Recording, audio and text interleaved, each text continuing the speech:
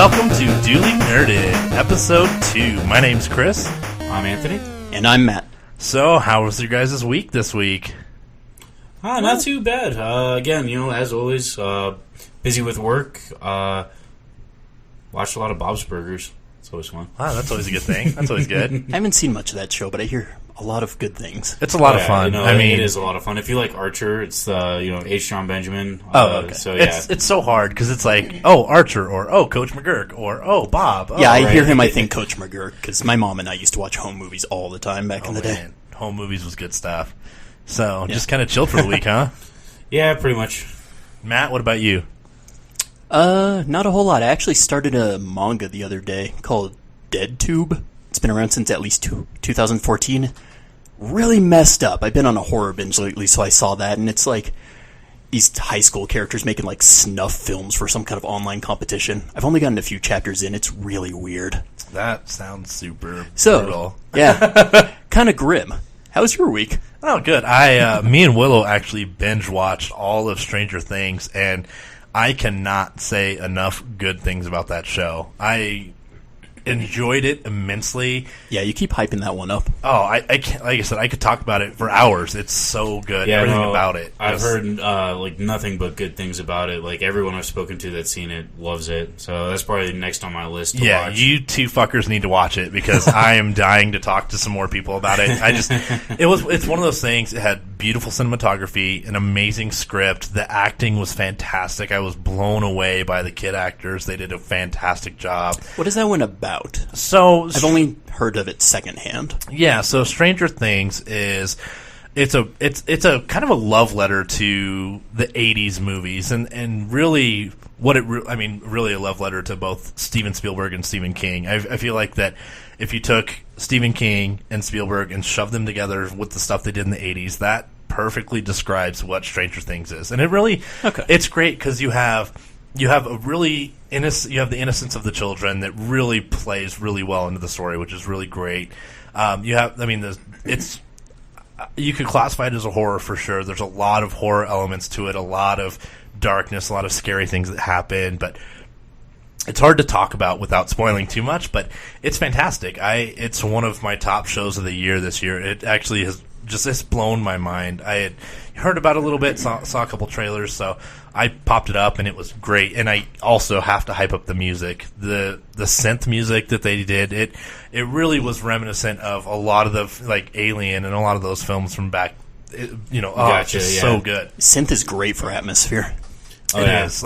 And Netflix is now actually, after like all this demand from the fans, Netflix is actually going to be releasing the soundtrack for you to purchase. So I'm awesome. really pretty cool, actually. Yeah. That soundtrack was so well done, and I just everything about it. I don't really have anything negative to say about the series at all. And you guys know me; I will always find something negative about something. But But when you get attached to something, you will gush about it endlessly. Yeah. 100%. I cannot say enough good things about Stranger Things, and I haven't met anyone out there. There was one person that was talking, and they were like, "Oh, I watched the first episode. It was meh." And I was like, "What? You don't like amazing storytelling, fantastic acting, and just a wonderful atmosphere?" I was like, "You are out of your fucking mind." So you were a dick like usual. Yeah. No, Chris the elitist strikes again. Right. I'm sorry, but if you there's anyone that says that Stranger Things is not good is just trying to go against the hip trends, because it was phenomenal in every way possible. So, no, anyone that says it's not any good, you are more than welcome to tweet me. You can send us a message on Facebook, shoot us an email, and I will find you. I have a special set of skills. I will find you. Special set of skills like eating pizza. Hey, there's nothing wrong with eating pizza. Nope. Yeah, but it's not going to help you find these people. This isn't the end of Jay and Silent Bob Strike Back. How's that for a pull? Shut up, Matt. Sorry. We're already off to an aggressive start. No, but yeah, so watch Stranger Things. We're hyped up on energy drinks. The time is now. Yeah. So, yeah, watch Stranger Things. Really, really enjoyed it. Been doing a lot of writing and stuff, working on a few scripts. It's been a lot of fun. Yeah, so, I mean, it's been a busy week for me. So, keeping it busy. Yeah. Oh, yeah. Cool. So we're going to go ahead and throw this over for our first topic to Anthony. There's some really awesome news about the ISS and some of the things they're doing up in space. Well, yeah, and so, space is definitely one of my biggest passions. It's something I'm very, invested in, something I think about a lot and something I super appreciate. But, so first off, right now there's 5 different spacecraft docked at the ISS, which is just really cool. Like, I mean, that's something really cool. You've got, a Soyuz, you've got the Dragon, you've got, all sorts of stuff, which is pretty cool. But they also just installed some new technology that is basically going to allow them to essentially set up the internet in space. I mean, we've already got the Deep Space Network, but, there's only 3 installations for that. One here in the U.S., one in Spain, and one in Australia. And basically, you have to wait for a communication window with, one of those, with one of those radios. Yeah, signals take so long to travel. Exactly, and especially when you got something like the Voyager that's like, outside of the solar system trying to communicate, so there's timing issues and all that kind of stuff that, you have to make sure line up. But now, adding this module to the ISS, providing essentially like a relay station, it's a really, really cool technology. Yeah. So, it's just something like another one of those things that, you see the technology in space moving forward, and, it's really not too far off that we're going to be like a, space-based civilization. It's super awesome. I do have to say I love NASA's tweet on it saying the space station got an internet facelift. Talking about the debut, which is super fun. I mean, I love that NASA Internet is... facelift. Yeah. I like that. I just love that NASA is so engaging in the community. Oh, yeah. I mean, you don't have to be a rocket scientist. You don't have to be an engineer to really enjoy and appreciate the things that NASA's doing. Well, exactly. And not even just NASA, but, like, a lot of the space community as a whole. So, again, I kind of keep coming back to SpaceX, but because I think they've done a really good job, especially. And now begins Anthony's gushing over what he does. No. Like, not. I'm just going to make a comment about, Says Chris. Right? Come on. Yeah, but no, I'm just going to make a comment about how, SpaceX has really nailed their social media platform. Every time they have a launch and recovery and all that, they post it to Facebook. You see it, trending on, Facebook and YouTube and all that kind of stuff. Yeah, keeping people up to date. Exactly, and it's always, really good video.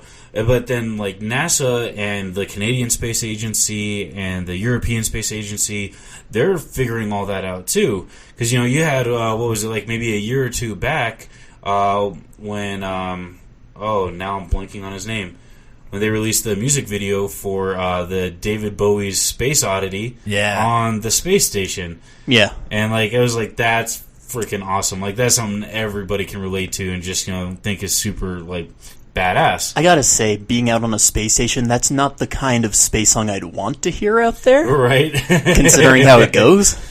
But well, yeah, and I think, on top of this, not only just looking at what they're doing for space, but what about the terrestrial applications that we can use for this now? I mean, there's got to be some huge implications there as well.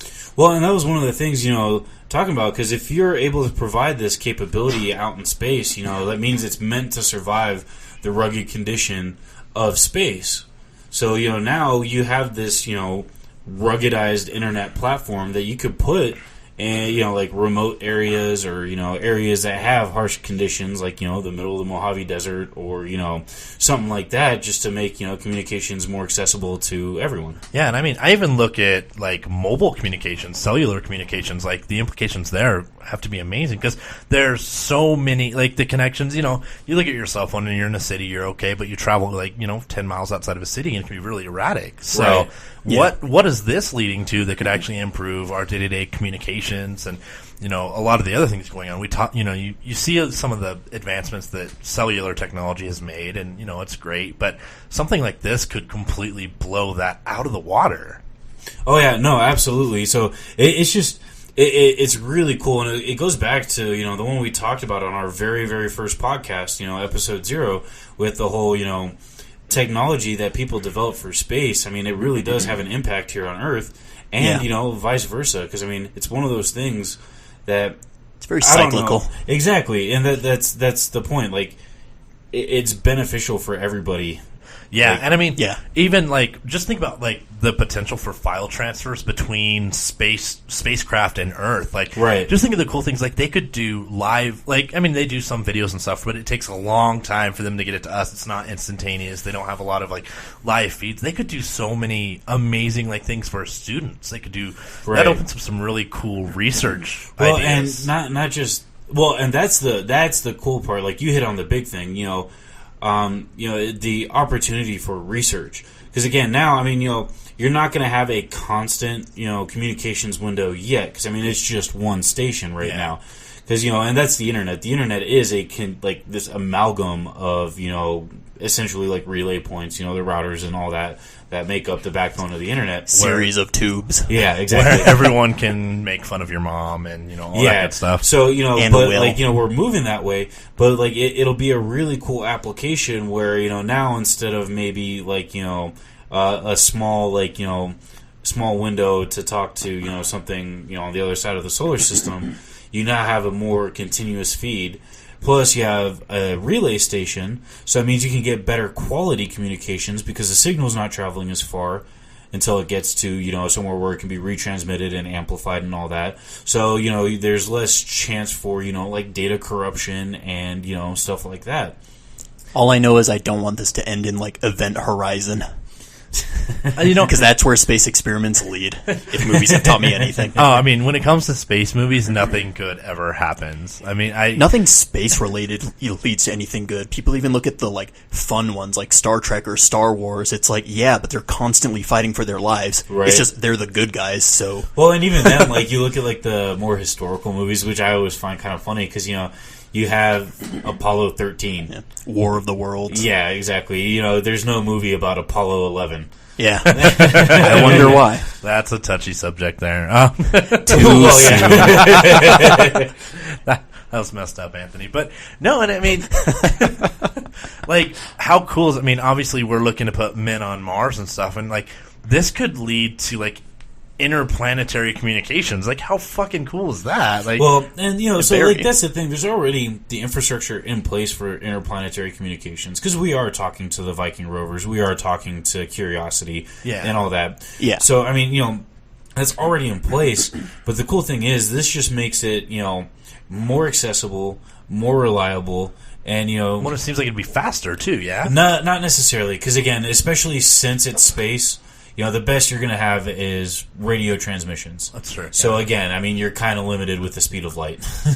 Well, yeah, of course. I mean, we could talk about that. Well, I mean, you could talk about that all day, but Oh yeah. You say limited, but we're still finding ways. that's Which is true. incredible. Yeah. I mean, and this is a little off topic, but like even talking about like the possibility of like hyperdrives now and being able to pinch two pieces of space together to travel. Can Yeah, we just opposed to, skip like, step B and go to step C, which is just like Battlestar Galactica verse or something? the Prime Directive? Firefly Sans the Reavers, please. Oh my god. Yeah, no. Reavers are... see, okay, so that's what's terrifying. What is out there? Like, that there's some scary shit in We space. are one tiny galaxy out of however many we haven't found yet. Well, and that's the thing. We can't be all that's here. That's what's exciting for me because I mean, you think back, go way back to like 1100, 1200. Yeah, when where like Earth was flat. Well, yeah, when the quote unquote Earth was flat, and people were just beginning to explore the oceans. Yeah. And here be monsters and. Yeah. Okay, yeah, I mean, I guess you could consider these things monsters, but no, they're just, giant sea beasts that if you leave them alone won't fuck with you. To be fair, we have yet to explore all the ocean depths. Well, so and it that's- is very much an alien landscape to us. That's true, and, And it's that's kind of sharing my our thing. Is, planet. people were terrified of what lay beyond the seas, and stuff like that. I mean, so much so that that's like the myths of these monsters being there. Well, we know the answer to what lies beyond is the Kraken, obviously. I was going to say Obviously, Leviathan. yeah. Or Yeah. you got Scylla and Charybdis. If Pirates of the Caribbean taught me anything, it's that there's this giant Kraken like at the edge of the world waiting to just consume your ship. So Right. that way you don't fall off the world. 'Cause that would be terrible. That would be terrible. It's fine. Which actually, so speaking of, that's always kind of one of the interesting things that I like to think and joke about. People talk about falling off of the world and stuff like that. That's kind of literally what the ISS is doing right now. Yeah, it is literally falling off. That's what I love about things. Falling with style. Like, right. Like, things in orbit are literally falling around the Earth, like, constantly falling. That's what, like, the feeling of zero gravity is in the space stations, is you're just falling. Like, yeah. Oh, man. That's intense, for sure. Like, holy cow. But yeah, it's amazing to look at the things that, like, NASA and SpaceX, those guys are really pushing the boundaries for humans, and it's exciting. It's cool to see. Although I'm with Matt, I want to fucking get deeper in the ocean. Like, that shit is awesome to me. Like, space is cool, but I look at deep sea stuff. Like, I love the Cthulhu mythos. Oh my god, like, we can. Okay, you're opening up a can of worms right now. Let's have a discussion. Oh man, everything about, like, the Lovecraft horror and the idea of the oceans and the deep and these greater beings. Oh, it's so much fun.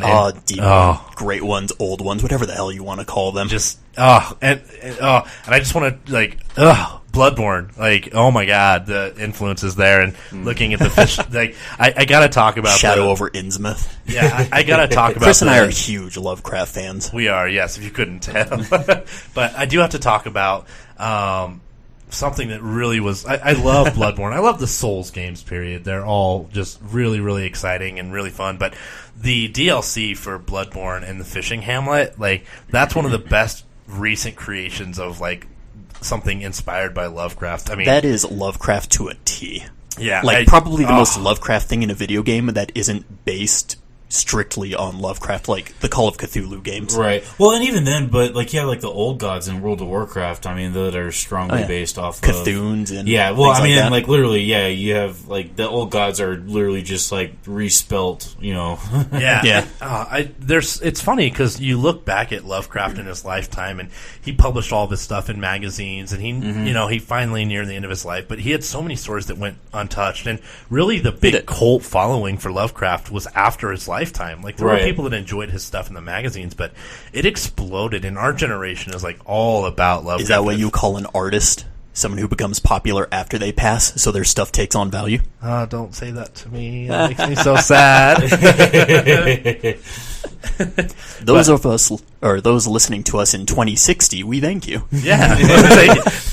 Listening to our... I just gave us a podcast. timeline. Right. Yeah, you did. God, what's going to happen now? Now I have to be successful by 2060. Let's hope so. God.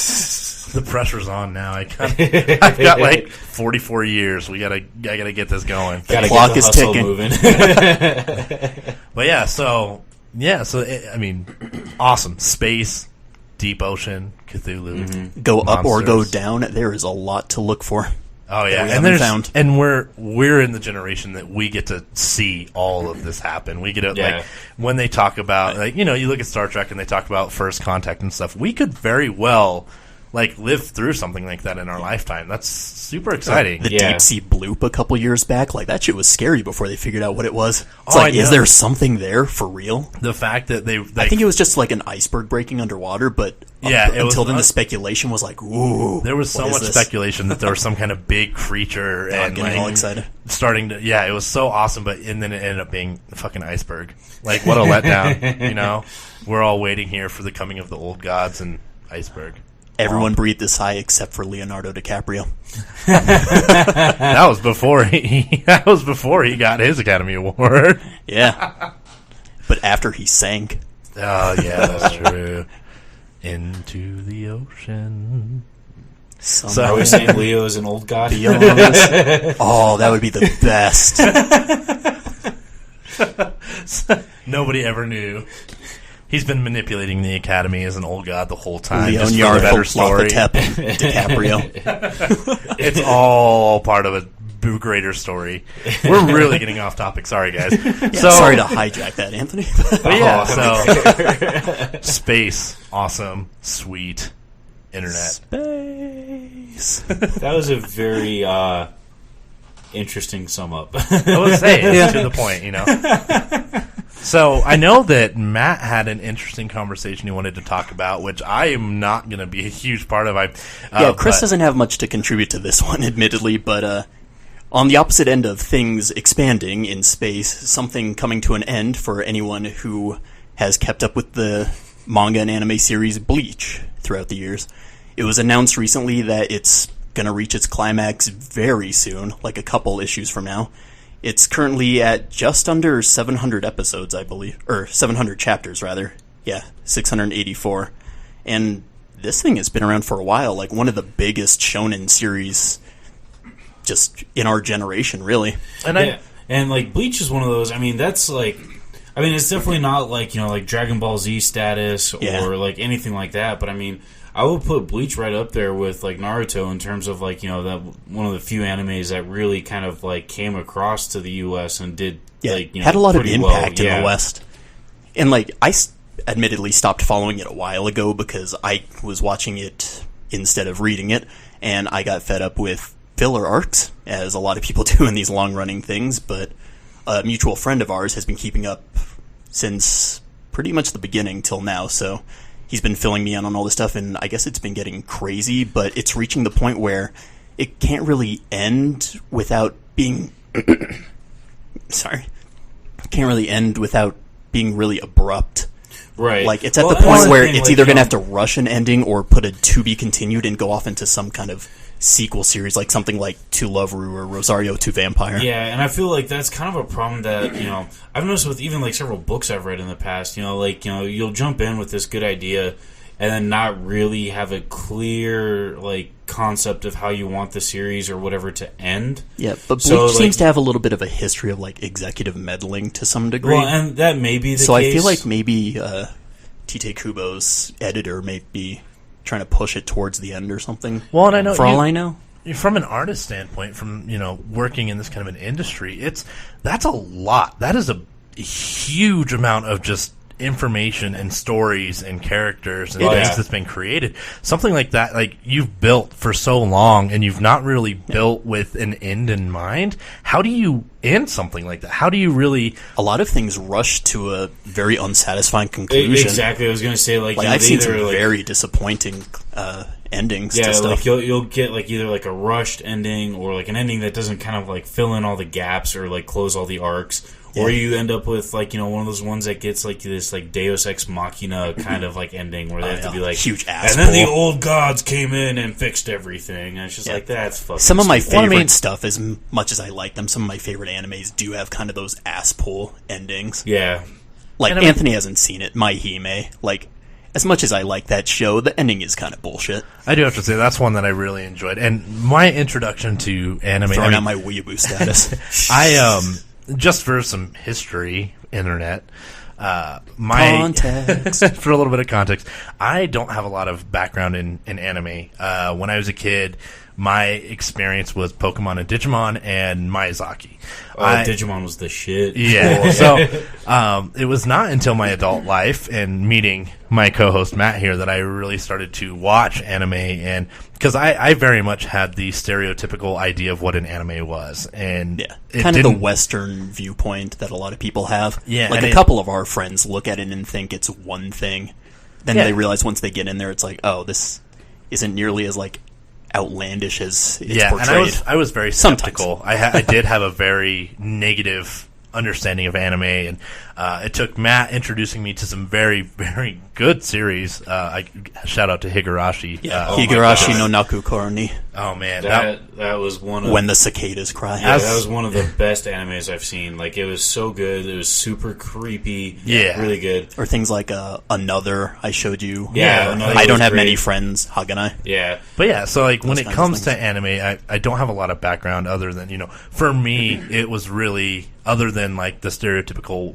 view of anime. For me, the only good and positive understanding I had was Miyazaki, who really shaped a lot of my childhood. The man is a brilliant storyteller, visually and through their scripts. Studio Ghibli, beautiful movies. They do an amazing job. So it was.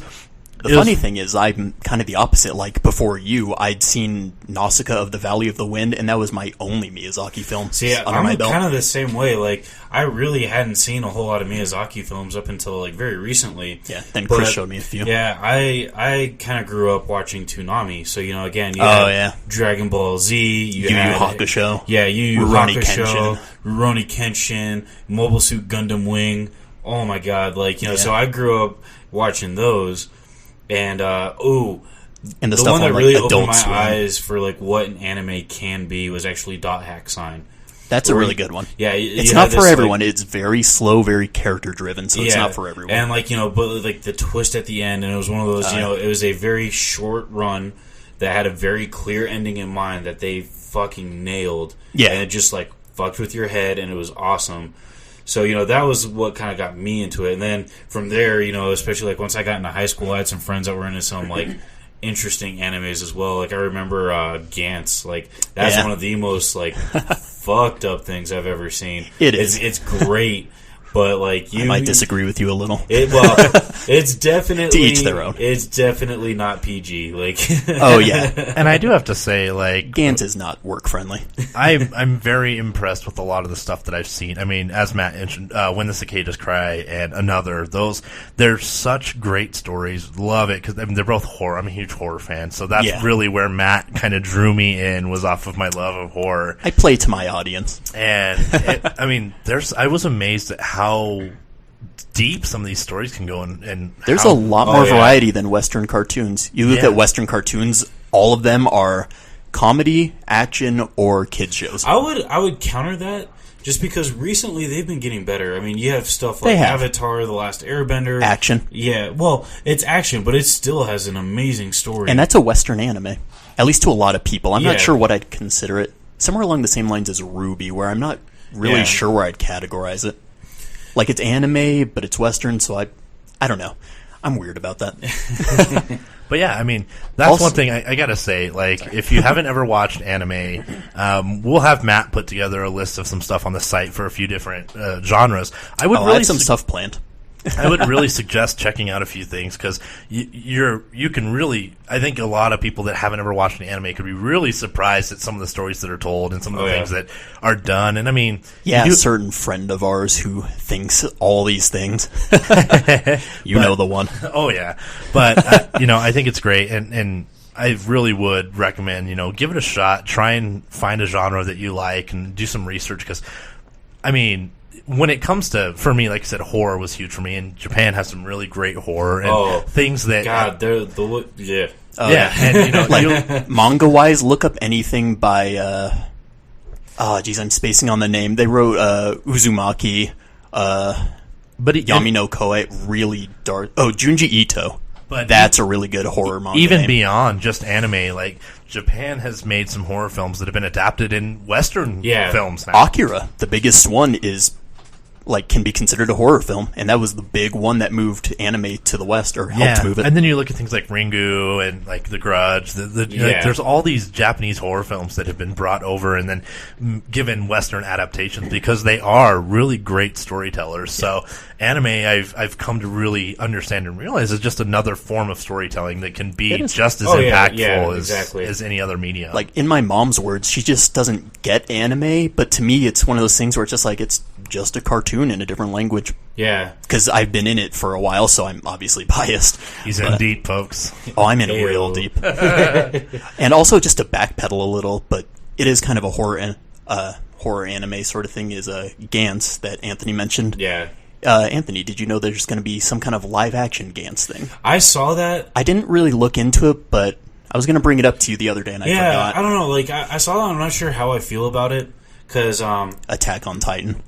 Well, yeah, and exactly. Like, I mean, when you have something that's really good in like a animated medium, it can be difficult to translate it to live action. It can, especially for something look at comic movies for a while, Gantz or Attack on Titan, where it's very graphic. There's a lot of stuff going on. Like stuff like that is just hard to translate to live action and make it look believable. Yeah. And all I've really seen is one picture, but I thought you might be interested. And speaking of, live action adaptations and things like that, there's been the rumors of, and this kind of leads into our countdown for the week, but all the rumors of the live action Zelda and a lot of conversations there. God, that scares me. As a huge Zelda fan, that's as we another all thing three that are, I'm kind of skeptical about. Yeah, it's terrifying that, I mean... One, how will they portray Link, who's been a nearly silent protagonist since the outset? And two, how are they going to portray Ganondorf or Ganon?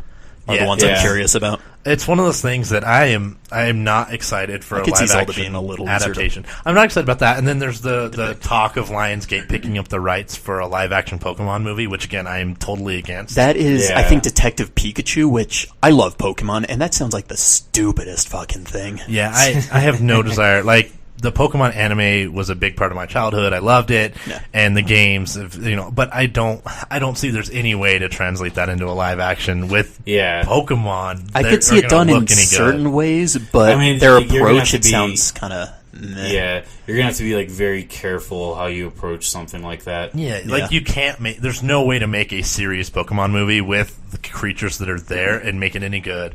But I That's don't know why if it's there's any Detective way. Pikachu, which will probably be just sort of kind of a goofy film. Yeah, and I don't even think that even with that, like it's something. Well, and that, even then, like, so I just watched the trailer for the Final Fantasy 15 movie. Oh, that earlier looks today, good. right? And like, it's getting to the point where you can make an quote unquote animated movie that looks like damn near photorealistic. CG these days are outstanding. And the nice thing Exactly. about that is, like, with Final Fantasy, you have all these creatures in the world, but when you do it animated, you can make them all consistently look. There's no way to make a Pokemon look consistent or as real with live action. Like, it's not possible. I don't know. I've seen Yeah. some fan art, but live action, not so much. Yeah, I just don't really see that good. happening. Either that or like, then you end up with a thing where it's live action, quote unquote, but then you have like these CGI Pokemon that just look like disjointed. And, Oh my like, god. That That's would kind be of the terrible. reverse of what I've heard about the Warcraft movie. Is the CG is fantastic, but the live action actors make it a little awkward to place them side by side. So some people were thinking, oh, it probably should have been all CG. right. And granted, Blizzard has always had outstanding like CG or FMVs. Well, yeah, and like that was the thing because I remember way back in like 1995 when the original Warcraft came out. Yeah. And you had like that kind of like zoom in cinematic on Stormwind. Oh, I and you're just like, can't. You're like, oh man, that was so badass. And then like now you go back and watch, you're like, ugh. Oh, for God. me, the big one was always the end of StarCraft. Tassadar like sacrificing himself with the carrier. Oh, I still yeah. look back at that and it sends chills down my spine. So we're going to kind of shift gears here and get into our countdown. So our That Old count. Republic opening. Super Oh good. god, Both yeah, of them. true. Yeah. Well, we're going to go ahead and jump into our countdown, which today we're going to do our top 5 Zelda games. We're all 3 really big Zelda fans. I mean, we all grew up with the series. We've kept up with the series, and we're going to kind of go over our top 5 games. So I'm going to go ahead and toss this one over to Matt to start off for us. All right. For me, my number 5 actually is Hyrule Warriors, which is a spin-off games like obviously Dynasty Warriors inspired sort of thing, a Musou game for all those people. And it's actually a lot of fun. I was skeptical going in, like trying to stay cautiously optimistic, especially because it's by Team Ninja, who worked on the Dead or Alive games, so I was really worried about the fan service levels, which they're noticeable in the game, I'm not going to lie. They're noticeable, but I don't know. It's a lot of fun. It is a much more solid game than I ever expected. I have to say, Matt and I have spent countless hours so much. slaughtering armies. I mean, I always play Link. Link is my homeboy. I actually took Zelda, which is funny. We took the big 2. Yeah, and we just played through the entire game, through the hero stuff, through the Then the villain adventure stuff. mode, there is so much content in there before DLC. Yeah, I was holy absolutely shit. completely astonished with how much content they fit into that game. It was absolutely amazing. It is ridiculous. All right, and then my number 4 is actually Twilight Princess, which, I don't know. I feel like that one gets a little bit of hate from some people because it is very slow in the beginning. It takes a lot of inspiration from Ocarina of Time. Like, it's kind of like a love letter to Ocarina almost. But once it gets going, it is a really fun, outstanding game. And I have to say, Midna is one of the funnest NPC characters, NPCs in the Zelda exactly. series. And as far as a love letter to Ocarina of Time, I'm just glad it was Midna, not fucking Navi. Yeah. Yeah. I don't know. I think Navi's a little overhated. She is annoying, but at least she tries to be helpful. But Midna, just best companion. I'll just throw that out there. For me personally, I would agree, I love Midna. I would agree with you on that point to a certain extent because I remember when I was playing it as a kid, like Navi never really bothered me. I didn't think about it too much. Yeah, but it also looked like it was real life to us when we were kids exactly. too. But like I look at them when they re-released polygons. it for the 3DS. and I picked it up. More noticeable and once I you was get the like, memes. Oh, like, holy shit. Like, yeah, no, this is... They did tone it up a little, too, because now she can also remind you, like, hey, you've been playing for a while, you should take a break. And I'm like, no, fuck off. I'm trying to save Hyrule, damn it. Like, Don't get out tell of my me face. how to live my life. And another thing with Twilight Princess, like, people say it's trying too hard to be all dark and edgy and serious, but honestly, I kind of like that. Not the whole, like, kind of try-hard aspect to it, but just the fact that it takes on more of a dark, on purpose feel to Zelda, as opposed to the accidental ones of, like, Majora's Mask. And it was really the first time that, like, it felt like Zelda grew up with us finally. I mean, we had Very Ocarina. first T-rated Zelda game. Yeah, Everything else had been E. We had Ocarina, which, you know, hit us when we were younger kids in the N64, and it really was, like, perfect for our audience, and it still aged really well. I mean, overall story and everything. But Twilight Princess really was the first time they were like, okay, our audiences are adults now.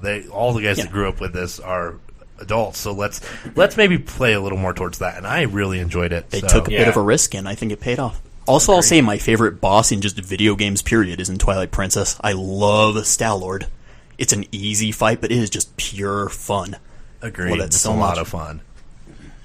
Definitely a lot of fun. Yeah. My number 3 is A Link Between Worlds on the 3DS, which is kind of a remake of A Link to the Past from way back in the day, but it feels a lot smoother, a lot more streamlined. It does have its own mechanics, like being able to turn into a picture on the wall and move around is super cool, and a whole bunch of new characters, a new plot. But I just think it's really solid. Yeah, I would definitely. Also, Hilda. Definitely I love Hilda as kind of like the foil to Zelda as an antagonist. That's super good. Definitely. And my number 2, hey ho, Ocarina of Time. Right. We all knew that was going to be on everyone's list somewhere. We all knew it. I could see it not being on some people's list because it is a little overrated to a lot of people these days, and I can see why. But then I look at it and I'm like, this isn't overrated. This is fucking awesome. Like, I look back, like, even now, the Forest Temple blows my mind with, like, the twisting corridors. Yeah. Like, just how well it translated into a 3D It was the environment. first time we got to experience Zelda in a 3D environment. Yeah, I mean, and it translated did a so well. Great job with it. Yeah, like it did. The boss fights were amazing. Like, that man. final fight with Ganon. Yeah, Like, well, Bongo and Bongo. Not even that, but like, you know, again, the Forest Temple, the final boss fight in there, where you have to shoot him as he's coming out of the picture, and you have to try and like keep an eye on like the whole room. Like, that was so ahead of its time. Like, a lot of the technology shown off in the game. Well, and then or the invisible floors and walls in like the bottom of the well. Yeah, having to use the lens of truth. Yeah, and then like the Fire Temple, where you know it was like whack-a-mole on steroids, but oh, so good. Yeah, and my number 1 actually goes to The Wind Waker, which I don't believe Anthony has played, but no, I actually have not played that one yet. I've been slacking. Like, I don't play video games as much as I would like. That's kind of one of the things I just, like, I play when I have time, but unfortunately... Adulthood is busy. Yeah. Fuck being an adult. But yeah. God damn it. Wind Waker got so much flack when it first came out for its cel-shaded art style, which hadn't been seen as often at the time, and definitely not to kind of like a cartoony kiddie degree almost, which a lot of people panned it for. But, I don't know, just the sense of exploration in that game... Crossing the sea with my favorite version of the Hyrule theme with the Great Sea. Ah, so and, good. Like, the music. It only had a few dungeons, and they weren't, I don't know, they were kind of average on the whole, but they were still a lot of fun. You had great supporting characters in people like Medley or Tetra, or, I don't know, Ganondorf was really good in that one too. Also, that was the first Zelda game I actually owned and beat, so maybe a little nostalgia blindness there, but... Some good stuff. I love that game. Right. So I'm going to go ahead and toss over to Anthony. Let's hear your top 5. All right, so my top 5, and you know, you'll hear like a lot of the same ones that everyone else has. So, you know, my number 5 is Twilight Princess. Again, for, you know, pretty much all the same reasons we discussed earlier. Yeah. From there, my number 3 and 4 is kind of a tie for each of these, so I just kind of grouped them together. And this is one where I definitely kind of differentiate from, you know, the rest of the group here. Is the Oracle of Ages and Oracle of Seasons. See, that's an interesting choice to me because I played Oracle of Ages and it was okay, but I don't know. I felt very underwhelmed, personally. Well, see, the thing I really enjoyed about that was, you know, they kind of went like back to kind of like the puzzle roots with it. It wasn't just like, go explore this world. Each area has its own theme and stuff like that. It was very much all right, here's what you've got, and then now you kind of need to start putting the pieces together as you start, like, accessing, like, different seasons or different, time periods and stuff like that. And it was just a really cool concept for me, especially like Ages. Ages was a lot of fun because it was one of those, as you progress through the game, even as you were traveling like backwards and forwards through time, like you saw like the effects of your actions on the world and everything. Yeah, so, that was a cool like, aspect. You would go back to, like the present time, and then all of a sudden the tower is like twice as big, and you're like, oh, fuck. Yeah, or right, I think the tree dies or something in the main timeline. You have to go back and save it. Yeah, or then like, like in seasons, you could get like most of the way through a dungeon and something, and then there's like, well, what the fuck am I doing wrong? And then you have to go through and then like, maybe if I change it to winter, now I can actually get up this ledge, and then I can go into, so it was a lot of good like, mechanics. Exactly, and that was what I think I appreciated the most about it. Plus, they were Game Boy titles, which was just nice, because I think that was part of the reason I enjoyed them as much as well, is I could just kind of carry them with me when, just play them like wherever. Oh, yeah. Yeah, I think part of my, I don't know, maybe underwhelmingness, whatever, about the series is that I didn't play either of them until I got Oracle of Ages maybe 4 or 5 months ago. Oh, okay. So I didn't have the, like, draw as much as you did about being younger and playing it, having it around. Definitely. So I lost a lot of patience since I was a kid. All right, so what do we have for your number 2? So my number 2, again, will be Ocarina of Time. I mean, it was... The static pick. That's the game, yeah. That's the game. You say Legend of Zelda, that's the first thing that pops to everyone's mind. Oh, yeah, most definitely. And then for my number 1, I'm actually going to go with Majora's Mask. Hipster. Right? I don't know. That's a big fan favorite, especially now. Well, it definitely is. And Majora's Mask was one of those, I really enjoyed it. Because, there was, like, the elements from, like, Ocarina of Time that were still, there. So, like, you had the different songs that could, like, teleport you or did different things and stuff like that. See, that's arguably my favorite thing about Majora's Mask as well, is it used the same engine as Ocarina of Time. So it had a very familiar feel. Exactly. While being in a different world. Yeah. And, but then, like, your instrument changed based off of what mask you were wearing. Yeah. And, like, that was that cool. was a really fun. Yeah, exactly. Like, that was fun. I remember when you, the guitar, and then, like, you had the concert at the end of the, the water section. Yeah. And then again, like, I'm just a fan of, like, those, like, kind of, like, looping style games anyway, because, I mean, I remember there was one... The Zelda series, when you think about it, is probably the most prominent time travel game series. But, yeah, I mean, it was just a really cool concept. And then, it also, because you had, like, a limited amount of time to, complete whatever your task was this time around, it kind of gave it, like, a sense of urgency. And it's like, okay, I need to get this done. Definitely. And one thing I will say, there's always, like, the heartbreak of, like, forgetting to put your rupees in the bank. And then you're just like, what the fuck? Which is the worst feeling ever. Or missing a single step of a side quest, like Andrew and Cafe, having to restart the whole cycle. Oh, that was the worst. One of the best, like, I don't know, one of my favorite Zelda fights of all time is that final boss fight at the end of Majora's Mask, just because Fierce Deity Link. Oh, I made sure to get that on yeah, my first exactly. playthrough. Oh, yeah. I was like, I'm not going to get this. One thing I will say about Majora's Mask is, in the 3D version, the 3DS that I have, that Georg fight in the Great Bay Temple can fuck right off. Like, I have not been that angry at a video game in years. Like, it is so bad in the remake, that fight. So, I have a couple of different titles. Yeah, a couple of different titles that you guys didn't talk about, a couple that you have. My number 5 is actually Link's Awakening. It was one that it was not a very traditional Zelda title. Yeah. In fact, there's a noticeable element missing, that being Zelda. Right. But no, as well, it was the very first handheld Zelda. It was, and it really set the tone. It's funny, like, I look at Oracle of Ages and Oracle of Seasons, and they tried to do what Link's Awakening did, but not as well. And Was Link's Awakening also Capcom? I don't remember. Because they used the same engine in They used the same engine, but Oracle. I don't believe it was Capcom, actually. Okay. It was, yeah. Oh, Minish Cap's the other one I'm thinking of that Capcom worked on.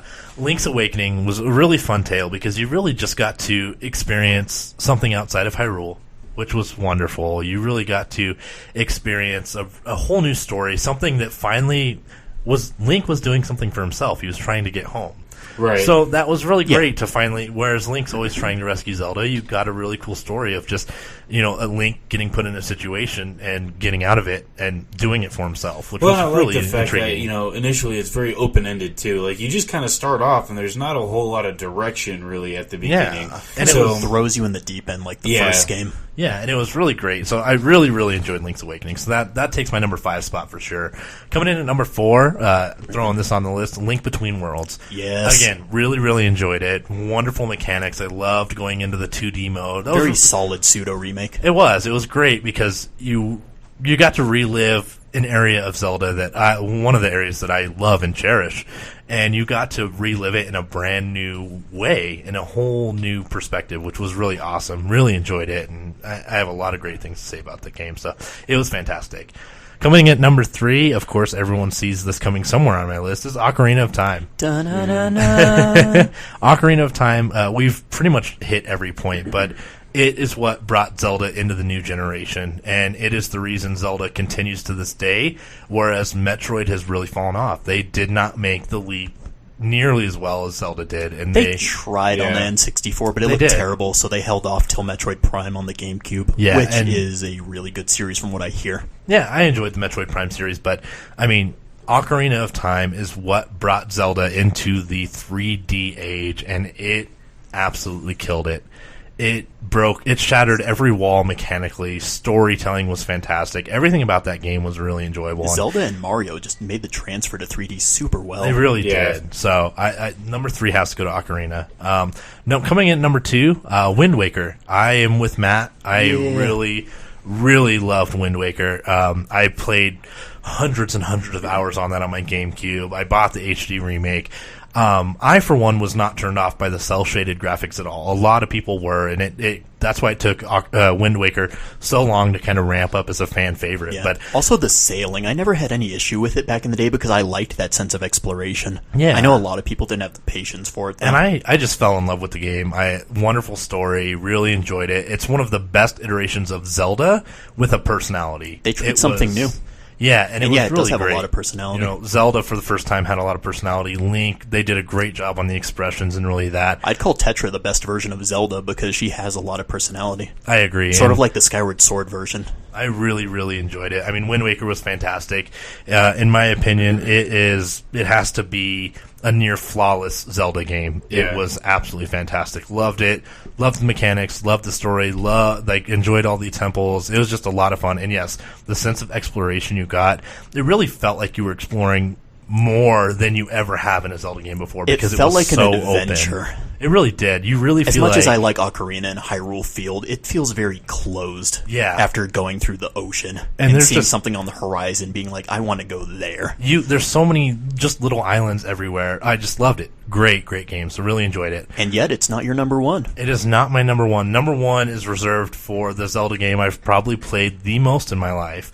I had to buy 2 cartridges because my other one had busted because I played it so much. And that goes to A Link to the Past. And this is really where I fell in love with Zelda. I played Zelda and Zelda 2. Zelda 2 almost kind of ruined it for me for a while, but I've come to actually very polarizing enjoy it. Game. It is.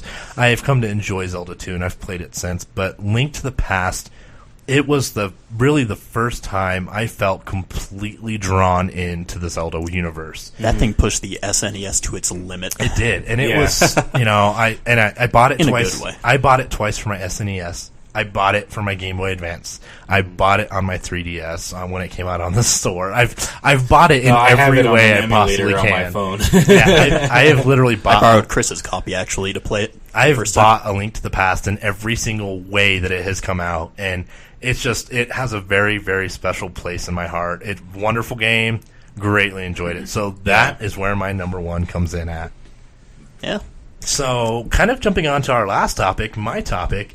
It's a 2-part. There's 2 games that I want to talk about. One is the upcoming expansion for World of Warcraft Legion. Yeah. Which I know both me and Anthony are very excited about.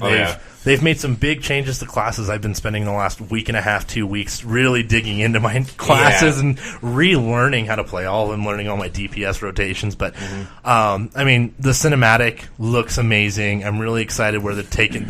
We're finally going to fight the actual Burning Legion. Yeah. You know. Well, and like separate from that though, like I'm glad that Varian Rin is starting to get like some personality. Definitely. Like, because, most of, like, World of Warcraft, he's just been, like, the angry dude. And now, he's kind of, like, developing a personality, which kind of concerns me a little bit, because I'm like, oh, Blizzard's about to kill him off. That's one thing, yeah. I'm really For those excited. of us who aren't familiar, who is this guy? So he is the king of Stormwind. Oh, okay. The new king of newer. Well, he was the king of Stormwind. He got, like, basically...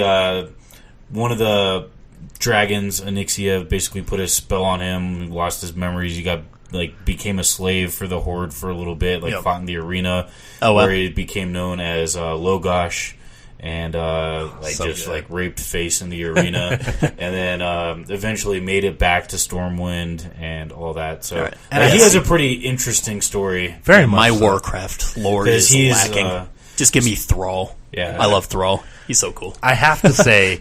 As someone who plays Undead and loves the Scourge, I was so pumped to see Sylvanas right on that airship flying in. I'm really excited that we may actually get a true a story involving Sylvanas.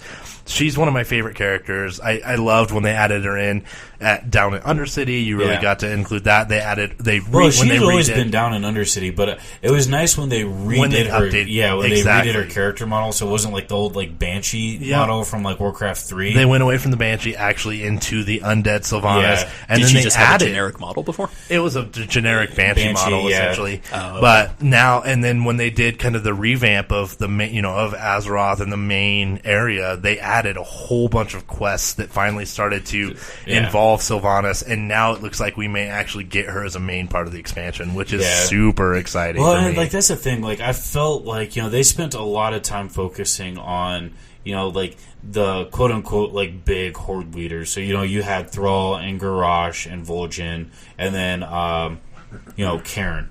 Oh my god! Don't even get me started on Karen. Right. I am still so mad that they killed him off the way that everything. Just Blizzard. Why? Why did you do that to my war chief? Yeah, but and see, my thing is, so I've played not undead, freaking Blood Elves since Burning Crusade, because I love their story. I mean, their starting zone is essentially Lord of the Rings, which is great. But no, it Blood Elves are a lot of fun. But there was you had no clue about anyone aside from Kael'thas, who they were. So I was glad during Pandaria when you started seeing more with Lorthamar and all that, and you kind of started to get a feel for really why the Blood Elves are actually part of the Horde and what their motivations are, and Definitely. Them essentially being a check against Sylvanas running rampant in the Eastern Kingdoms, and it was just really interesting. And I'm glad they're kind of starting to focus on some of these other characters, because even on the Alliance side, I mean, you didn't really have a whole lot going on with the gnomes until really Kata or later. Yeah. You didn't know their story too well. I mean, you knew there was Gnomergon, but there wasn't really a whole lot of backstory. And if you were a horde until fairly recently, if you played back in the vanilla days, you had to run through a fucking capital city to even run the instance. Yeah. And fuck old Gnomergon. Oh man, brutal, so brutal. You have to work just to start your mission. But yeah, so very excited about Legion. Some really great, patch changes. They've reduced a lot of the damage and a lot of the raids so that everyone can really complete those, get a feeling for the story moving into Legion, which is great. So yeah, I'm really excited. I really feel like Legion could be a big... Yeah, I've heard good things about it so far. So I'm excited for it. I'm curious to see what they do with these, these weapons that you kind of build throughout the course of the expansion. So because they've released a bunch of information about it and how each class has their own, and on top of that, each spec gets their own. And that'll be interesting because I'm curious to see how they do the customization, because that was one of those things. I love transmogging my weapons. I have especially on my DK right now. So I have both of my swords transmogged from Ulduar. So I'm curious to see like how the customization goes with those. Because I hate running around with the same stupid ass weapon that everyone else has. Oh yeah. So like I'm curious to see what they do with that. Very exciting. And then kind of part 2 that I wanted to talk Weapon about. variety is always good in those kinds of games. It is. So kind of jumping to a whole nother spectrum of RPG, I have to say I am so excited for South Park, The Fractured But Whole. Oh my god, yes. Because Stick of Truth was amazing, and I have yet to play that, but just South Park. I was all you so need. like the thing about I went into Stick of Truth knowing I was going to get South Park humor. Everyone did. Yeah. I did not expect the level of gameplay and the outstanding mechanics that were a part of the game. Well, yeah, that was the surprising thing. I mean, because, you go in and you're like, all right, it's going to be funny. It's going to be South Park. It's Matt Stone and Trey Parker. But then you actually got, like, just a legitimately fun game. Yeah. Which, by the way, going to Canada and the whole 8-bit thing, they absolutely fucking hilarious. It was amazing. Everything they did for that game, I enjoyed it immensely. So, obviously E3 is taking place over almost a month ago now, and watching their unveil was just so exciting. Oh, yeah. And it's so great because superheroes are more relevant than ever right now. Back when they did Stick of Truth, it was very much Lord of the Rings was still kind of coming around. And all back that. when they did Stick of Truth, that was more like Lord of the Rings plus like Game of Thrones, plus Skyrim. That was just kind of like the feel at the that fantasy time. stuff going on. But like But with nowadays we superheroes, have Marvel Cinematic Universe. We have a lot of DC stuff going on. Yeah, everything. Actually, they spoof Civil War. They do. Yeah, it's the South Park children have fractured and broken into two factions, and they're fighting their own civil war. And you go from being king. It's the next day, which I think is absolutely hilarious. Takes place the next day. The day after Stick of Truth. Stick of Truth. And you're now a douchebag again, and you're the new kid, the douchebag, and they're playing a different game, and you're getting teased. And it's just, I loved when they did like the gameplay trailer there at E3. Oh yeah, and all the flavor, dialogue and all that just cracks me up. It's so great. when they show the scene where you go to sit at the table to design your superhero essentially, take a seat, and not there. Yeah, you go to grab a seat. He's like, not there. That's Mysterio on seat. Yeah, that's Mysterio on seat. Not there either. It's just funny. And then there's a little dream sequence they previewed, and it was and then you left your room, and then if you stay in the room, Cartman gets angry at you. You left your room. Yeah. Dude, seriously, just leave the room. Just leave the room. So they do a great job because it retains the humor that we all know and love from South Park. That is, again, it's been around for almost 20 years now. It's going on something crazy. It's been around for quite some time. Yeah. And it's the humor we have all come to know and love and expect, and they're still going to push the boundaries. There were parts of the Stick of Truth that were banned in other countries that people couldn't even play, and they spoofed the whole ban thing, which is arguably funnier than the unbanned version, which was just amazing. So the crying koala for Australia is amazing. So I'm really excited to see what's coming up. They've added some additional mechanics through space and time. Check out the trailer. Really, really excited for this game. I think it's going to be a big hit this year. It's going to be a lot of fun. Yeah, and honestly, going off of, just based off of the experience from Stick of Truth, it's going to be fun. And it's not going to be some breakout game because, there's already expectations for it and everything. Oh, yeah. But it's going to be a lot of fun. It's going to be a good game. I think it's one of those games, it's definitely going to live up and possibly exceed the hype. It's definitely, they're going to do a solid job. Here's hoping because it looks good so far. It does. It really does. But that's going to kind of wrap it up today for us. We want to thank you guys again for listening and tuning in. Definitely encourage you to check us out on Facebook or Twitter at Duly Nerded, or visit our website at www.duly-nerded.com. A lot of stuff going to be going up on the site. Check it out. We're going to be constantly publishing stuff on there and working on some video series. So, or if you just want to swing by, shoot us an email, check us out, and let us know what you think. Definitely drop us a line, shoot us a tweet, hit us a message on Facebook, whatever you want to do. So, thank you guys for listening, and good night. Bye.